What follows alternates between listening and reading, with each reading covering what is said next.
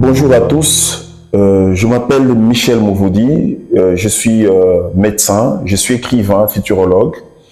Je suis le fondateur depuis le 2 juin 2016 du groupe CID Solidarité, une plateforme non politique, non confessionnelle et bénévole qui travaille sur la solidarité pour le développement humain.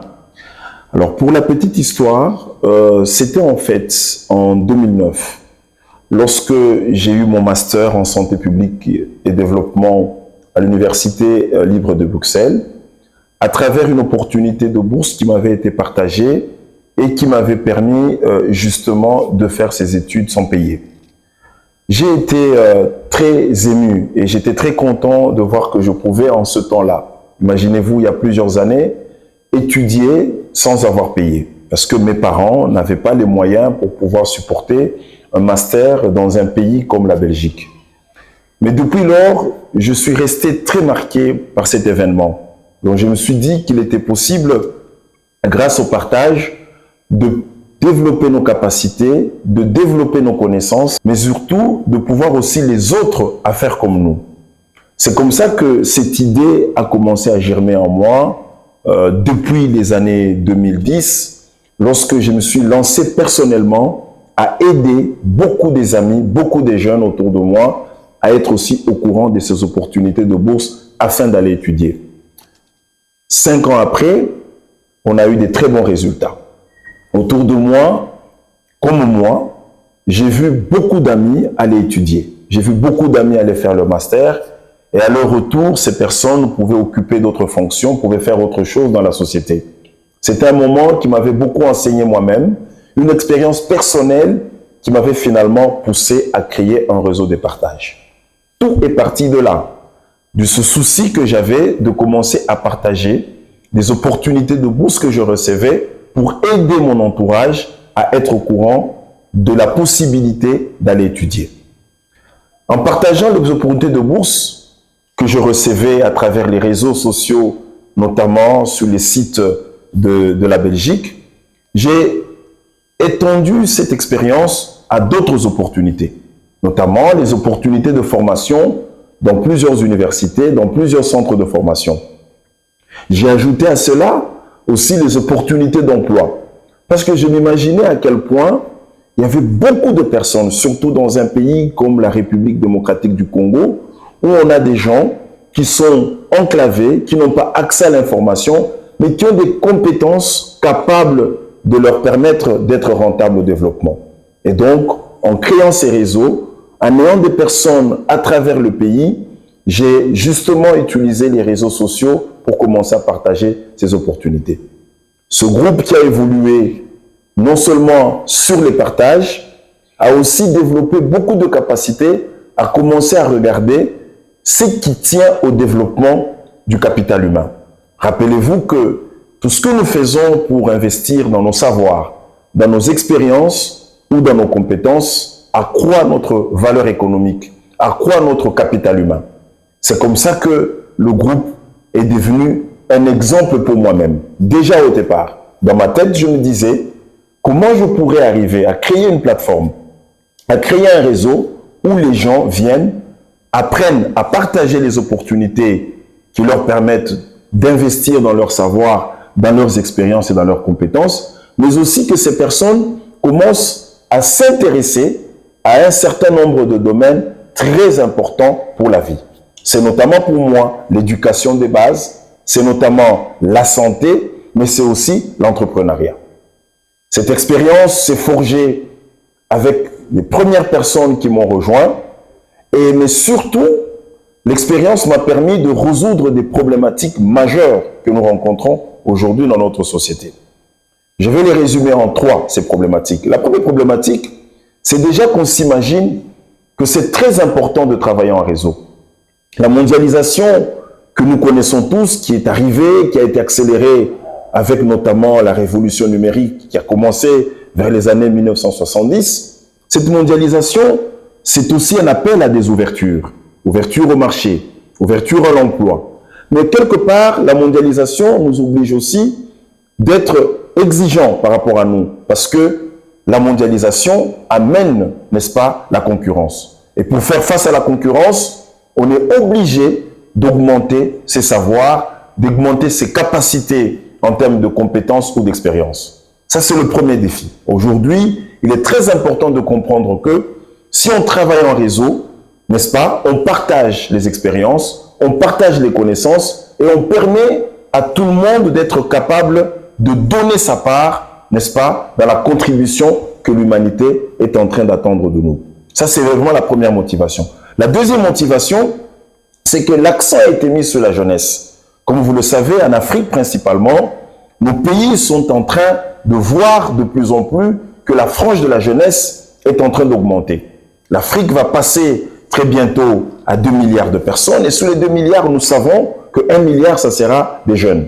Ces jeunes constituent une richesse. Ces jeunes constituent une richesse, mais à condition qu'on investisse dans cette jeunesse pour qu'elle soit capable de produire, mais aussi qu'on comprenne que cette jeunesse vient d'une éducation. Si nous mettons un accent sur l'éducation, nous avons des jeunes qui peuvent justement devenir des vrais investisseurs, des vrais producteurs de richesses. Ça, c'est le deuxième défi, c'est comprendre qu'en fait, on est devant une opportunité où on a une jeunesse qui monte, mais cette jeunesse ne peut constituer un capital que si on investit en elle. Ça, c'est le deuxième élément et la deuxième dimension qui m'a poussé à comprendre pourquoi le contexte d'aujourd'hui invite à ce que nous puissions mettre en place un réseau du type Groupe Seed Solidarité. Le troisième élément, c'est la facilitation. L'absence de la facilitation dans nos sociétés fait que justement, on a des personnes qui ne reçoivent pas de l'aide suffisante pour pouvoir ressortir leurs compétences. J'ai vu à travers mon expérience, comme je vous l'ai dit depuis 2010, qu'il y avait la possibilité d'aider les gens, qu'avec une explication, une petite formation, un coaching, et voir ces personnes réussir sur plusieurs chantiers, réussir sur plusieurs projets. Mais malheureusement, on n'a pas toujours cette occasion de rencontrer ces personnes qui peuvent vous offrir leur temps, leurs moyens, afin de vous aider aussi à aller de l'avant. Et donc, c'est face à ces trois défis, dans ce contexte historique, que finalement, nous nous sommes motivés de dire qu'il était important que nous puissions aussi travailler en réseau, parce qu'aujourd'hui, le monde fonctionne en réseau face à tous les défis que nous avons avec l'humanité. Et le groupe Seed, c'est un réseau de développement qui s'invite justement à relever ces défis et à potentialiser les contributions en faveur du développement du capital humain.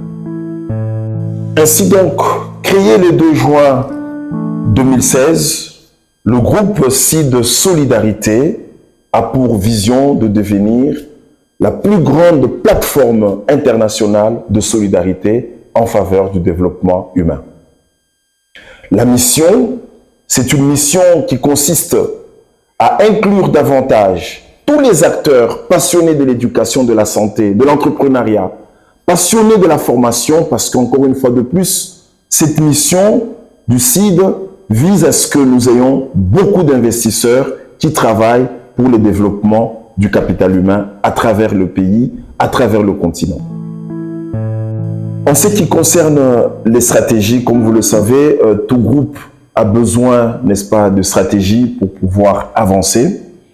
La première stratégie du groupe CID, c'est le partage. Je l'ai mentionné dans l'historique, le partage est pour nous un élément très important, une stratégie très importante. Ce partage consiste à travers des outils numériques. Aujourd'hui, nous voulons profiter, n'est-ce pas, de la révolution numérique pour partager davantage nos initiatives. C'est notamment l'utilisation de WhatsApp, l'utilisation de Facebook, l'utilisation des réseaux sociaux de manière plus globale pour partager davantage les opportunités. Et donc, nous faisons un effort pour que lors, n'est-ce pas, de l'obtention, de la captation des opportunités, nous les partageons à travers nos réseaux. Tous les membres qui appartiennent à des groupes WhatsApp Seed, qui sont abonnés à des pages groupe Seed, reçoivent à travers ces réseaux numériques des opportunités de formation, d'études, des opportunités d'investir dans la santé ou dans l'éducation. Le partage se fait aussi à travers des outils non numériques. Vous le savez très bien, nous sommes parfois dans des pays où on n'a pas toujours accès à l'information via les réseaux numériques. C'est comme ça que nous avons aussi mis en place ce qu'on appelle les cafés rencontres. En fait, les cafés rencontres sont des moments où les membres se retrouvent, partagent en présentiel les informations liées au développement du capital humain. Et donc, le partage pour nous, c'est une stratégie fondamentale. Un membre du CID est caractérisé par ce partage, et ce partage concerne justement toutes les opportunités que nous recevons à travers les réseaux et que nous essayons de faire donner au maximum à tous ceux-là qui en ont besoin. Ça, c'est la première stratégie. La deuxième stratégie, c'est la facilitation. Comme je l'ai bien mentionné, on a besoin toujours d'un coach dans la vie. On a toujours besoin d'un mentor. Le plus grand joueur du monde a un entraîneur, n'est-ce pas? Quand vous faites votre thèse, vous faites votre TFC, travail de fin de cycle, vous avez un entraîneur. Nous avons beaucoup mis en place et nous avons beaucoup travaillé, excusez-moi, sur la mise en place des facilitateurs au sein du réseau. En se disant, il y a des gens qui ont réussi avant d'autres. Il y a des gens qui sont passés par une expérience avant d'autres. Il y a des gens qui ont compris ce qu'il faut faire avant d'autres. Mais ce qui est problématique dans nos pays, ce sont les silos. Ceux qui ont réussi, qui sont souvent une minorité, ne partagent pas avec ceux qui veulent aussi emprunter le même chemin. Nous avons parfois la montée de l'égoïsme qui montre qu'il y a des gens qui sont loin de pouvoir expliquer aux autres ce qu'ils ont fait. Dans le cadre du groupe CID, nous faisons de la facilitation une stratégie efficace. Nous créons des espaces virtuels, non virtuels, où ceux qui ont une expérience en matière, par exemple, comment écrire une motivation, comment rédiger un projet, comment structurer son interview, et ces gens-là aident les autres à être au courant de comment est-ce qu'on arrive à réussir, de comment est-ce qu'on arrive à résoudre un problème. Et donc cette facilitation, elle s'étend dans différents domaines. Elle ouvre, n'est-ce pas, des espaces d'échange, de capacitation des membres qui sont dans le réseau. La troisième stratégie, c'est l'éducation de la jeune fille et l'autonomisation de la femme. Il est très important que vous compreniez que pour le groupe CID, la femme joue un rôle important. Et pour nous, nous avons intégré que si nous voulons développer nos pays, nous devons absolument intégrer l'éducation de la jeune fille. Les raisons sont légion. On le sait très bien. Une fille bien éduquée, quand elle va grandir, elle va être aussi sensible à l'éducation pour faire éduquer ses enfants. On le sait depuis longtemps, selon l'intellectuel ghanéen James, qui disait toujours « éduquer une femme, c'est éduquer une nation ». Dans le groupe CID, nous regardons beaucoup la place de la femme. Nous lui donnons une place de choix pour qu'elle soit éduquée, qu'elle soit formée. Parce que nous savons très bien que la femme est un partenaire incontournable de l'homme. La femme est une actrice incontournable au développement de l'humanité. Et donc, nous lui donnons une place et nous avons des programmes que nous développons qui encouragent l'éducation de la jeune fille, qui encouragent les membres du groupe CID à mettre leurs jeunes filles à l'école et à leur permettre d'aller jusqu'au loin et ne pas seulement mettre un accent sur les garçons, mais qu'elles aussi, une femme qui est autonome sur le plan financier, c'est une femme qui s'occupe correctement d'elle, mais aussi qui s'occupe de son ménage. Quatrième stratégie, c'est le budget participatif. En effet, nous sommes un groupe qui croyons que notre richesse, ce sont nos membres. Pour nous, la première richesse du groupe CID, c'est pas l'argent qui vient de l'extérieur, c'est la capacité des membres à contribuer au projet collaboratif, la capacité des membres à cotiser pour mener des activités. C'est dans ce terme-là que depuis 2016, nous avons travaillé selon un modèle de budget participatif. Partout là où un groupe CID sera créé, il faut que tout le monde retienne que la manière de financer le CID, c'est une manière interne, où ce sont les membres qui supportent les frais, les membres supportent la tenue de réunion, les membres financent les projets, parce qu'en fait, nous considérons d'abord que chaque membre est un capital, mais nous croyons aussi à la force de la solidarité, à la force de l'ensemble. En nous mettant ensemble, en mettant nos moyens ensemble, chacun selon ses possibilités, nous pouvons arriver à mobiliser suffisamment de ressources et à faire des grands progrès. Donc le budget participatif pour nous, c'est une manifestation de la solidarité financière sur laquelle nous travaillons depuis trop longtemps et c'est le modèle par excellence du financement du groupe CID Solidarité. En tant que groupe, en tant que réseau, nous avons des programmes intelligents collaboratifs qu'on appelle des PIC. Nous en avons 6. Le premier programme le plus important, ce qu'on appelle le programme bourse. En fait, ce programme, comme vous le savez bien, a été un peu à la genèse de la création du groupe CID Solidarité. Ce qui avait motivé ma personne à créer le groupe, c'était cette opportunité de bourse que j'avais eue en 2009 et finalement qui a fondé mon souci de partager aux autres. Le programme bourse, c'est tout simplement un programme qui vise à ce que les personnes qui ont des capacités, des potentialités, accèdent à des facilitations d'études. On a, par expérience, compris que le monde abonde en opportunités de bourses d'études à l'intérieur du pays, mais aussi à l'extérieur du pays, parce qu'en fait, les bourses d'études ne sont que des facilitations financières qui permettent aux gens d'étudier, d'apprendre. Et comme apprendre, étudier sont des éléments très importants qui contribuent au renforcement du capital de l'homme, nous avons fait de ce programme un des programmes intelligents collaboratifs. Concrètement, qu'est-ce que nous faisons dans ce programme? Nous faisons d'abord la recherche des opportunités des bourses d'études au niveau du pays, mais aussi à l'extérieur. Nous avons des groupes qui travaillent journalièrement pour capter les différentes opportunités de bourses qui sont lancées à travers les universités, à travers les organisations nationales ou internationales. Ces opportunités, une fois captées, qu'est-ce qui se passe? De manière claire, nous arrivons à les partager. Nous les filtrons, nous les partageons. Nous assurons que ceux qui sont trop loin, qui n'ont pas le temps d'aller dans les réseaux sociaux, qui ne savent pas où aller dans les réseaux sociaux pour trouver ces opportunités de bourse, ces personnes les reçoivent si elles sont membres du groupe CID. Donc nous faisons de la recherche et de la captation et nous faisons du partage, un partage massif à travers notamment nos outils numériques et nos outils non numériques. Troisièmement, quand nous avons distribué ces genres d'opportunités de bourse, dans le cadre du PIC bourse, ce que nous faisons, c'est nous apportons de la facilitation. Il y a des gens parfois qui ont besoin d'une recommandation. Il y a des gens parfois qui ont besoin qu'ils soient coachés sur la manière de présenter le dossier et nous utilisons généralement ceux qui ont de l'expérience dans le réseau, les anciens qui sont passés par la même filière pour accompagner les jeunes à aussi réussir le même chemin. Dans l'idée de tout ce que j'ai toujours dit, c'est apprendre aux autres le chemin de la réussite et non pas seulement leur montrer la réussite. Donc le PIC Bourse est un PIC très important et on a enregistré des succès énormes que nous devons continuer. Le deuxième programme, c'est le programme éducation. On l'appelle le PIC éducation. En fait, comme vous le savez, l'éducation, c'est un domaine de développement. Aucun pays au monde ne s'est développé sans mettre un accent précis, un accent prépondérant sur l'éducation et surtout sur l'éducation de la jeune fille. Dans le groupe CID, et tout membre du groupe CID doit être un passionné de l'éducation.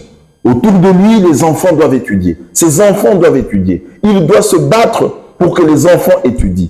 Parce que ce sont les enfants d'aujourd'hui qui vont nous remplacer demain. Mais si nous investissons dans l'éducation, nous allons améliorer, n'est-ce pas, notre croissance économique. Très important. C'est dans ce cadre-là que nous avons lancé dans le groupe CID une initiative qui s'appelle « J'ai mon école ».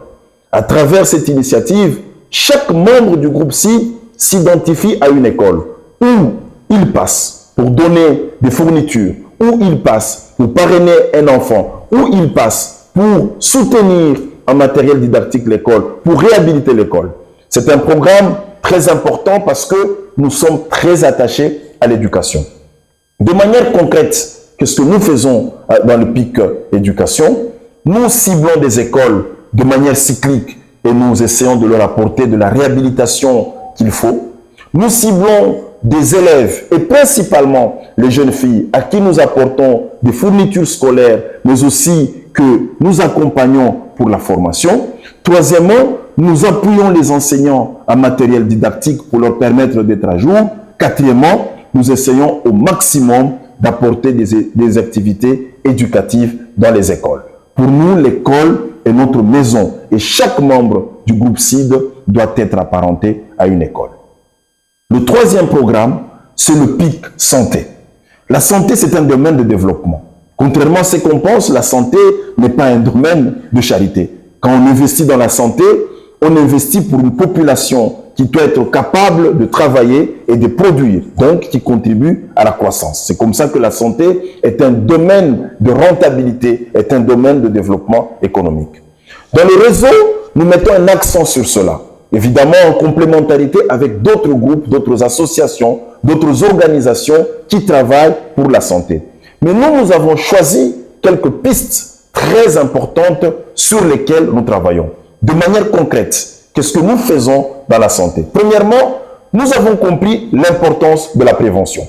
Dans le groupe CID, nous disons que si nous engageons les membres à travers leur communauté, à travers leur groupe, à travers leur présence dans une association, dans un regroupement, sur les activités de prévention, mais nous réduisons les dépenses en santé. C'est comme ça que nous sommes très investis, notamment sur les questions d'hygiène, notamment sur les questions de prévention des maladies chroniques comme le diabète, l'hypertension, ainsi de suite, parce que nous savons que ces maladies, n'est-ce pas, commencent à monter en puissance à cause de la transition épidémiologique. Donc nous sommes engagés dans la prévention. Mais nous avons aussi compris dans le groupe CID qu'en fait, la nutrition que vous voyez, c'est un domaine d'investissement. Notamment la prévention de la malnutrition chronique est un élément important pour avoir des enfants capables d'être rentables à l'âge adulte. Des études montrent que durant les 1000 premiers jours de la vie d'un enfant, et ces 1000 premiers jours commencent dès la conception jusqu'à sa 2e année, c'est là la fenêtre d'opportunité où se crée la capacité cognitive d'un enfant. Et donc, il est très important de travailler sur la santé de la mère, sur la santé de l'enfant, afin de permettre à ce que ces derniers ne puissent pas développer, n'est-ce pas, des insuffisances pondérales ou ce qu'on appelle le retard de croissance, parce que cette maladie a des lésions irréversibles au niveau du cerveau qui font que un enfant qui souffre du retard de croissance sera toujours en retard de raisonnement, en retard de production, et donc c'est un enfant qui ne peut pas aller très loin dans sa capacité de production. Le groupe s'est engagé et s'engage partout à mettre des stratégies de prévention de la malnutrition chronique, étant donné que cette maladie entraîne, n'est-ce pas, une diminution du capital humain au niveau d'un pays en termes de production. Le troisième élément, nous sommes très attachés à la santé de manière globale et pour cela, dans le groupe, nous créons, nous organisons des visites pour aller consoler les malades. Parce que nous savons bien que la santé n'est pas seulement physique, mais elle est aussi mentale et elle est sociale. Le groupe, c'est un groupe de personnes très attachées à la santé de l'autre. Et vous verrez, et je vous encourage, à travers le PIC Santé, d'organiser des visites, des descentes dans les hôpitaux pour consoler nos semblables. Ça, c'était le troisième programme intelligent collaboratif. Le quatrième programme, c'est le PIC Training. Training en anglais, mais en français, ça signifie tout simplement formation. Vous le savez bien, la formation, c'est une activité très rentable. Et dans le groupe, ceux qui sont membres doivent le savoir, nous passons tout notre temps, nous passons toute notre vie à la formation. Parce que la formation nous permet d'acquérir des connaissances. La formation nous permet de nous enrichir. Le savoir est une richesse. Et d'ailleurs, la seule richesse que vous amènerez partout. Parfois, j'aime dire, même au cimetière. Et donc, nous organisons à travers nos réseaux, à travers nos provinces, nos coordinations, des formations. Des formations qui touchent aux besoins exprimés par les membres. Des formations qui touchent à la création, n'est-ce pas, de l'emploi. Des formations qui touchent au changement de comportement. Des formations qui touchent à tout ce qui contribue à l'homme, tout ce qui contribue à ce que l'homme soit capable de transformer positivement son milieu. C'est comme ça que lorsque vous êtes membre du groupe CID, vous devez avoir votre programme de formation. Vous devez intégrer les formations parce qu'en fait, l'expérience nous montre que les formations produisent beaucoup de capacités de rentabilité. De manière claire, qu'est-ce que nous faisons dans le PIC Training ou dans le PIC Formation? Premièrement, nous partageons les opportunités de formation. D'où qu'elles viennent, nous voulons que les membres soient au courant, que les membres comprennent qu'il existe, n'est-ce pas, des formations qu'on peut suivre. Deuxièmement, nous facilitons davantage les gens à s'inscrire à des formations. Il y en a qui ont juste besoin d'une connexion, il y en a qui ont juste besoin d'une recommandation, il y en a qui ont juste besoin d'un conseil. Nous incitons le maximum de membres à s'inscrire aux formations parce que pour nous, la formation est un repas. Pour nous, la formation, c'est comme de l'air qu'on respire. Troisièmement, dans le PIC Formation, nous, en collaboration avec d'autres institutions de formation, d'autres experts, nous essayons de populariser la formation, de l'organiser sur l'ensemble de thématiques que vous pouvez imaginer. Dans chaque domaine, nous essayons d'organiser des formations simples à travers nos réseaux pour que nos membres soient capables de rendre des services de qualité à la communauté. Et ça, c'est notre cheval de bataille. Et à travers le réseau CID, nous invitons toujours les membres à mettre dans leur agenda la formation continue comme une priorité. Ça, c'est le 4e programme.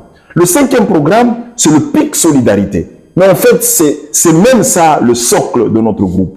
La solidarité nous fonde. La solidarité est notre alma mater. La solidarité fait qu'on existe. C'est comme ça d'ailleurs notre groupe s'appelle CID Solidarité.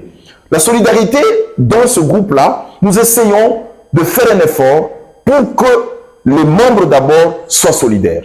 Un membre du groupe CID, c'est une personne qui est caractérisée par la solidarité. Il est sensible au malheur qui touche l'autre. Il est sensible au malheur qui touche sa communauté. Il est sensible aux problèmes qui touchent son pays. Dans le groupe CID, on a refusé de laisser les problèmes de la société seulement aux gouvernants. Nous nous sentons impliqués. Nous nous sentons co-responsables. Nous nous sentons engagés de résoudre chaque problème autour de nous. Le problème d'hygiène, le problème d'épidémie, le problème de famine, c'est des problèmes qui nous concernent. Nous vivons dans une communauté où notre école n'a pas de toit, où notre école n'a pas de toilette. C'est un problème qui concerne les membres du groupe CID.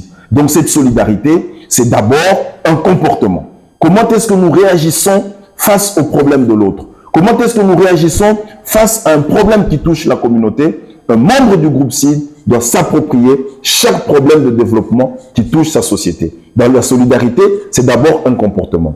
Mais cette solidarité a beaucoup évolué avec nous. Elle est aussi financière, notamment à travers des cotisations.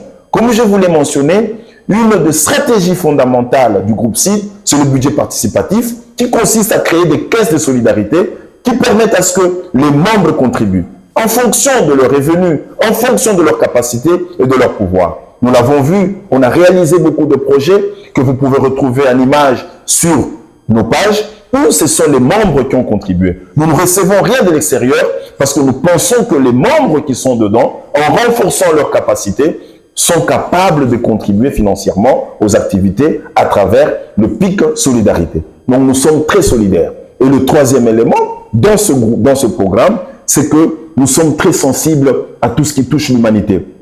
Nous avons assisté dans le groupe, n'est-ce pas, des populations lointaines ou proches, lors des sinistres, n'est-ce pas, lors des éruptions volcaniques, lors des épidémies, lors des accidents, nous sommes toujours mobilisés pour être avec les autres. Nous sommes conscients aussi que les besoins sont énormes en matière de développement. C'est comme cela que nous mettons des ponts avec d'autres organisations avec lesquelles on est solidaire, les scouts par exemple, les organisations féminines paysannes à travers nos communautés pour aussi être une réponse aux problèmes que rencontre la communauté. Donc c'est très important de contribuer, n'est-ce pas, au budget participatif. C'est très important de savoir que quand on est membre du réseau CID, on est aussi un solidaire. On n'est pas là que pour recevoir, mais on est là aussi pour dire comment nous pouvons nous tenir la main pour résoudre un problème qui est le nôtre. Ça, c'est le 5e programme. Et le tout dernier programme qu'on appelle le programme IDH, en fait, c'est le programme d'entrepreneuriat.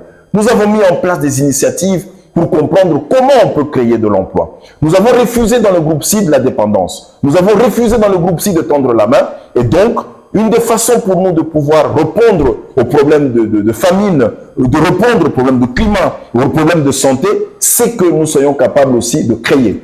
Et à travers l'IDH, qui est en fait un incubateur orienté vers le développement humain, nous essayons de mettre ensemble nos intelligences pour pouvoir rentabiliser notre environnement à travers l'agriculture, à travers des petits métiers, à travers des initiatives qui permettent de créer des richesses. Et donc, ce programme est très pertinent et reçoit l'appui de l'expertise interne et externe. Voilà donc là les 6 programmes, n'est-ce pas, intelligents collaboratifs que nous utilisons, par lesquels nous mettons en œuvre nos plans d'action chaque année. Le groupe CID travaille sur des valeurs. Nous tenons beaucoup à des valeurs parce que nous savons qu'au-delà de notre intelligence Nous avons besoin des valeurs aussi pour développer nos communautés. Ce n'est pas que le fait d'aller à l'école, d'avoir un PhD, un master. Ce n'est pas suffisant pour développer. Et d'ailleurs, le sous-développement qui est aujourd'hui en train d'être vu partout là où nous passons, en tout cas dans nos pays en voie de développement, excusez-moi la tautologie, c'est pas seulement parce que nous manquons des personnes capables de développer nos pays, mais c'est que ces personnes manquent des valeurs. Et quand on manque des valeurs, on ne peut pas offrir le meilleur pour sa communauté. La première valeur pour nous, c'est la solidarité, qui est en fait notre fondement. La solidarité qui nous invite, n'est-ce pas, à être sensible à l'autre. La solidarité qui nous invite à aimer l'autre, à être sensible aux communautés, aux problèmes de la communauté. Nous devons éviter d'être spectateurs. Nous devons éviter dans le groupe CID de croire qu'on peut réussir seul, que quand on a trouvé la solution, seul on est parti. Parce qu'en fait, d'une manière ou d'une autre, on est lié aux autres. On est lié par l'interaction. On est lié par l'environnement qu'on utilise. Ça reste capital. J'insiste sur cela et je voudrais justement ici rappeler que chaque membre du CID doit être solidaire. Cette solidarité qui est un comportement qui migre vers la solidarité financière, qui passe aussi par tout ce que nous pouvons apporter, n'est-ce pas, pour résoudre les problèmes qui sont les nôtres et surtout s'approprier les défis. Ne pas laisser seulement les gouvernants. Nous sommes aussi responsables. Nous pouvons aussi apporter des solutions. Ça, c'est la première valeur. La deuxième valeur, c'est la bonne gouvernance. C'est très important de comprendre que la bonne gouvernance est capitale pour développer une entité. La bonne gouvernance, pour nous, signifie tout simplement le respect des règles, le respect de temps qu'on nous fixe, le respect du feu rouge, le respect de la constitution de la loi. Tout membre du groupe CID doit être caractérisé par la bonne gouvernance. La bonne gestion, n'est-ce pas, des biens publics, la bonne gestion de son temps, la bonne gestion de ses déchets, de sa communauté, la bonne gestion de la population qu'on te donne, la bonne gestion des responsabilités que tu assumes. C'est très important. La bonne gouvernance, c'est une deuxième valeur fondamentale que doit avoir chaque membre du groupe CID. La troisième valeur, c'est la prise en compte du collectif. Comme je l'ai mentionné, toujours se poser la question quand on fait quelque chose, qu'est-ce que les autres gagnent? Toujours se mettre en tête, quand on veut poser un geste, est-ce que cela profite aux autres? Le collectif doit dominer. Le collectif doit passer de l'avant, n'est-ce pas? Pour nous, la prise en compte du collectif, n'est-ce pas, est une dimension fondamentale, une valeur que chaque membre du groupe CID doit avoir. Se poser toujours la question, quand on pose un geste, quand on pose un acte, qu'est-ce que les autres tirent aussi? Est-ce que ce que je fais, je peux aussi le partager? Est-ce que ce que je fais, est-ce que ça nuit aux autres? Si c'est le cas, je ne dois pas le faire. La quatrième valeur, c'est la mentalité positive. La mentalité positive, c'est être toujours positif vis-à-vis de l'autre, positif vis-à-vis de sa communauté, vis-à-vis de son pays, de son continent. Se dire que on n'est pas là pour être défaitiste, on n'est pas venu sur la terre pour annoncer l'hécatombe. Que quand on a un problème, c'est une opportunité d'innovation. Quand on a un souci, c'est une occasion de montrer qu'on est capable aussi. Quand on est devant un blocage, c'est une opportunité de penser autrement. Et donc, la mentalité positive, se rester droit et de toujours amener le positif vers l'autre, c'est de toujours proposer ce qui fait avancer. Jamais être là pour critiquer afin de reculer. Jamais être là pour insulter. Jamais être là pour dénigrer. Mais quand on prend la parole, quand on veut dire quelque chose, qu'on s'assure que c'est dans le sens d'améliorer, que c'est dans le sens de faire avancer. Donc la mentalité positive, c'est une dimension importante. L'autre dimension qui est très importante, n'est-ce pas, c'est la motivation intrinsèque au développement. La motivation intrinsèque au développement, elle est capitale. C'est que le développement ne doit pas être vu, selon nous, comme une imposition. Vous savez, dans plusieurs communautés, on voit le développement comme un mot d'ordre. Le développement, c'est une affaire des agences de développement internationales ou nationales. Le développement, mais bon, c'est le mot d'ordre de ceux qui nous dirigent. Non. Vous devez être convaincu que d'abord, en tant qu'individu, vous devez vous développer. Vous devez être convaincu qu'en tant qu'individu, vous devez aller de l'avant. Vous devez être convaincu qu'en tant qu'individu, vous pouvez changer votre communauté. C'est ça le développement. Il commence d'abord par vous. Il commence en vous. Vous croyez sincèrement que mon développement personnel va être, par addition au développement personnel des autres, le développement de notre communauté. Et ça reste très important. C'est comme ça qu'il est capital pour chaque membre du groupe CID d'avoir cette motivation intrinsèque au développement. Et ça reste très important. Et la dernière valeur, c'est l'autoprise en charge. Comme nous l'avons dit, la sixième valeur, nous ne voulons pas que les membres du groupe CID soient des membres avec des mains tendues, qui courent derrière ceux qui peuvent leur donner. Nous sommes des humains. Nous sommes capables aussi de produire. Nous avons été envoyés sur la terre avec un potentiel. Chaque membre du groupe CID doit toujours se poser la question, comment je fais pour me prendre en charge? Comment je fais pour être la solution à mes problèmes? Il nous faut travailler dans un esprit de résilience, dans un esprit où on se rend compte que seul on peut aussi résoudre un certain nombre de problèmes et ne pas travailler en dépendant, ne pas travailler en attendant les autres, ne pas travailler en comptant seulement sur les autres. On est capable aussi de générer des solutions et donc l'autoprise en charge est une valeur fondamentale parmi les autres valeurs qu'il faut avoir quand on est membre du groupe CID. Voici quelques informations très utiles à savoir sur le groupe CID. Premièrement, je rappelle que nous sommes un groupe non politique, non confessionnel, constitué de bénévoles volontaires et nous avons des statuts d'un établissement d'utilité publique en République démocratique du Congo. Partout là où vous allez créer le groupe CID, si vous êtes un coordonnateur, nous sommes une structure qui a les statuts, n'est-ce pas, d'un établissement d'utilité publique ou d'une ASBL. Nous sommes une association sans but lucratif. Deuxièmement, vous avez vu notre logo qui s'affiche sur votre écran. Les couleurs et la forme du logo ont un sens. Premièrement, les couleurs, vous remarquerez qu'il y a le rouge et le bleu. Le rouge, pour le groupe CID, signifie tout simplement le début, la faiblesse. C'est comme ça que c'est au début. Ça constitue le faible commencement. Et le bleu, comme vous le savez, pour ceux qui font de la peinture, le bleu signifie la grandeur, l'immensité. Et donc, nous marchons en escalier. Chaque membre du groupe CID est une personne qui avance, qui grimpe, qui monte, qui part d'un faible commencement, mais qui vise la grandeur, qui vise l'immensité. C'est comme cela que vous voyez cet escalier, c'est comme ça que vous voyez, n'est-ce pas, ces couleurs. Et enfin, une autre information très capitale à savoir, c'est notre devise. Notre devise, c'est la fierté de servir. Nous sommes fiers de servir. Tout membre du groupe CID doit toujours se dire, j'ai la fierté de servir. Servir, c'est notre fierté.